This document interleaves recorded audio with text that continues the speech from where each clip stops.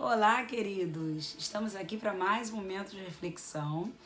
Louva a Deus pela sua vida, que tem estado aqui conosco, tem compartilhado os vídeos, tem assistido, tem recebido uma palavra do coração de Deus diretamente para o seu coração.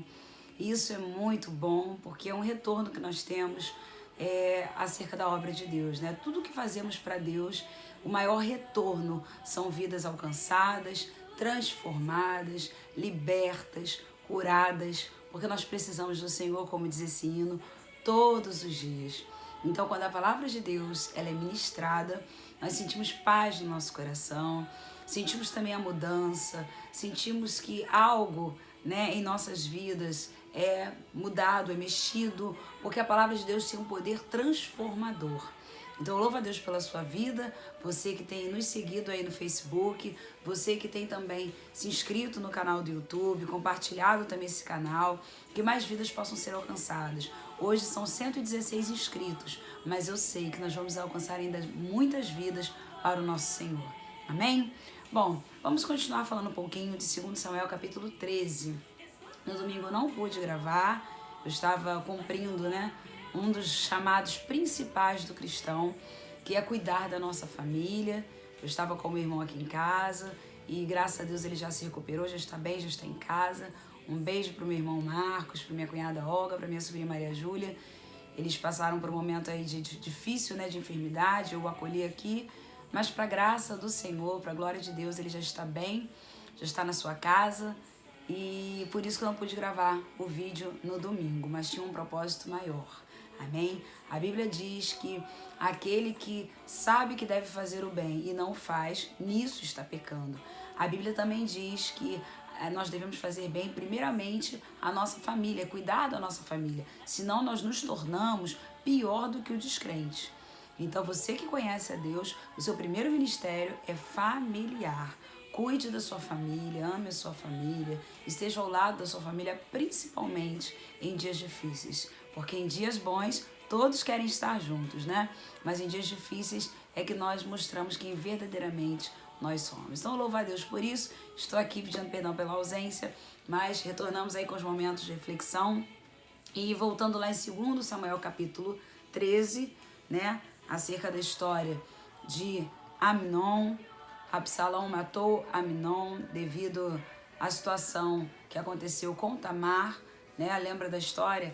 Amnon ele estupra a sua meia-irmã Tamar e Absalão se revolta com tudo isso, espera 2 anos, marca aí a festa dos tosqueadores e depois disso, durante essa festa, ele dá uma ordem como filho do rei, usufruindo desse poder como filho do rei, para dar ordem aos seus servos de matarem Amnon. Então Absalão ele está possuído ali por um espírito de vingança e a morte alcançou Amnon. Nós vemos ali também que a justiça do homem ela é falha, não é o plano de Deus para nós, mas também podemos observar que aquilo que o homem semeia, ele colhe. E Amnon colheu a morte, né? Deus permitiu tudo isso na vida dele. Então nós vamos continuar falando um pouquinho sobre isso, porque nós vimos na última mensagem, né, que avisaram ao rei, lembra de Jonadab? Eu falei aqui que Deus nos livre de Jonadab, né? Jonadab ele foi avisar ao rei que nem todos os filhos do rei haviam morrido, apenas Amnon, né? Como se isso fosse, na verdade, um grande consolo. E aí eu queria continuar lendo com você 2 Samuel 13, versículos 37, 38 e 39, e o subtítulo diz: Absalão foge para Talmai. Versículo 37 diz assim: Absalão, porém, fugiu e se foi a Talmai, filho de Amiúde, rei de Gessur. E Davi pranteava seu filho todos os dias. Assim Absalão fugiu, indo para Gessur, onde esteve 3 anos. Então o rei Davi cessou de perseguir Absalão, porque já se tinha consolado acerca de Amnon, que era morto. Bom, vamos lá para a gente poder analisar um pouquinho esse texto. Eu lembro que a última mensagem que eu trouxe aqui para vocês tinha como tema: não faça o rei chorar. Muitos de nós estamos fazendo o rei chorar com as nossas atitudes, com os nossos pensamentos, com as nossas omissões, né? Nós vimos um caso aí onde Davi foi omisso, onde Tamar foi violentada.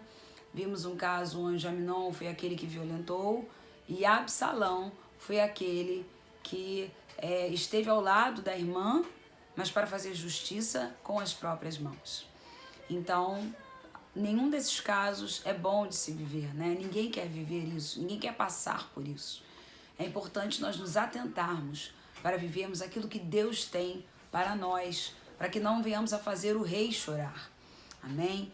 Então, analisando aqui esses versículos, o primeiro versículo 37, de 2 Samuel capítulo 13, diz assim: Absalão, porém, fugiu e se foi a Talmai. Depois que Absalão mata Amnon, ele foge para Talmai. Quem era Talmai? Talmai era avô de Absalão. Ele era pai de Maaca, sua mãe. Lembra que eu falei que Absalão e Tamar eram irmãos por parte de pai e mãe, filhos de Davi e Maaca. Já Amnon era filho de Ainoã com Davi. Então, o que Absalão fez naquele momento? Ele foge para a casa do seu avô. Porque o seu avô, né, o Talmai, como a Bíblia fala aqui no versículo 37, ele era rei lá em Gessur. Então, o que Absalão viu? Uma possibilidade de se esconder, de se abrigar, como nós vemos muitas vezes hoje em dia, isso acontece, né? É o chamado asilo político, aquelas pessoas que cometem algum erro muito grave no seu país e elas conseguem em outro país ficarem ali abrigadas ou escondidas. Foi isso que Absalão fez. Absalão, então, foge para Gessur, porque lá o seu avô era rei daquele local. Então ele fica ali com o seu avô, e a Bíblia diz que Davi, enquanto Absalão fugia e ficava escondido com o seu avô, porque tem sempre alguém que encobre as transgressões do outro, tem sempre alguém que acolhe as transgressões do outro. Provavelmente Talmai, que era o pai de Maaca, não conhecia as leis do Senhor, porque senão ele teria entregue o seu próprio neto, porque mesmo que nós sejamos cristãos, eu costumo dizer que o que está certo e o que está errado, independente de quem seja, né? Aqui a gente costuma dizer que a justiça é cega. Infelizmente no Brasil não é, né? Mas deveria ser. O correto é que a justiça seja cega, inclusive quando se fala em relação à palavra de Deus. Então Talmai, ele não repreendeu o neto, ele acolheu o neto no momento onde o neto estava fugindo de um crime. Enquanto isso, o rei continuava pranteando. Enquanto isso, Davi chorava pelo seu filho todos os dias. Mas por qual filho, pastora? Eu acredito aqui, irmãos, que na verdade seja pelos dois. Pela morte de Amnon, obviamente, e pelo filho fugido. Como aquele filho pródigo, gastador que foi embora e largou o pai, eu imagino também Davi chorando por Absalão. Por Absalão ter cometido esse assassinato contra o próprio irmão, assim como Caim matou Abel, né? Foi o primeiro assassinato da Bíblia. Eu imagino o rei chorando pela morte de Amnon, mas também pela fuga e pela transgressão de Absalão. Versículo 38 que diz assim: Absalão fugiu, indo para Gessur, onde esteve 3 anos. 3 anos, Absalão fica escondido ali. Escondido com o seu avô. Escondido e abrigado por uma autoridade que estava lhe dando total apoio. E se ele não encontrasse apoio no seu avô, obviamente ele não estaria ali. A minha pergunta para você no dia de hoje é: com quem você tem se abrigado? Com quem você tem se escondido? O que a Bíblia nos orienta no Salmo 91 é: aquele que habita no esconderijo do Altíssimo, sob, debaixo da sombra do Onipotente, descansará. Nós devemos nos esconder no Senhor, na lei do Senhor, na palavra do Senhor, e encontraremos descanso para a nossa alma. Com todo o erro que Absalão cometeu, o mais correto seria ele voltar para o seu pai, voltar para a casa do pai, pedir perdão ao pai, porque se Amnon obteve o perdão mesmo quando violentou a própria irmã dentro da casa do rei, dentro da casa do príncipe, né? Eu imagino que Absalão também alcançaria o perdão do rei. Porque comparando com o nosso Deus, irmãos, Deus não faz diferença nem distinção. Para Deus não existe pecado, pecadinho ou pecadão. Ele perdoa os pequenos pecados como os grandes pecados. Ele perdoa aquele ladrão lá na cruz, ao qual ele falou, hoje mesmo estarás comigo no paraíso. Jesus sendo crucificado fala isso para aquele ladrão que acreditou nele naquele momento, não teve oportunidade de se batizar, não teve oportunidade de frequentar a escola bíblica, não teve oportunidade de estar nos cultos, mas ele foi para o céu, porque Jesus afirma isso. Ele perdoa esse pecador grande, podemos dizer assim, ali sendo crucificado, como também aquele que mente, como também aquele que fala mal do seu próximo. Então o perdão está disponível para todos, e Absalão deveria ter buscado esse perdão. E eu falo para você no dia de hoje, procure o perdão de Deus, busque o perdão do Senhor. Não fique se autoacusando ou buscando refúgios em Talmai. Não vá se esconder, não vá procurar asilo, esconderijo, não vá procurar, não vá se exilar para poder fugir de uma situação onde você precisa enfrentar. Hoje Deus te chama a enfrentar esta situação que você está passando. Não se esconda. Não se esconda com Talmai. Vocês entendem? Olha o versículo 39.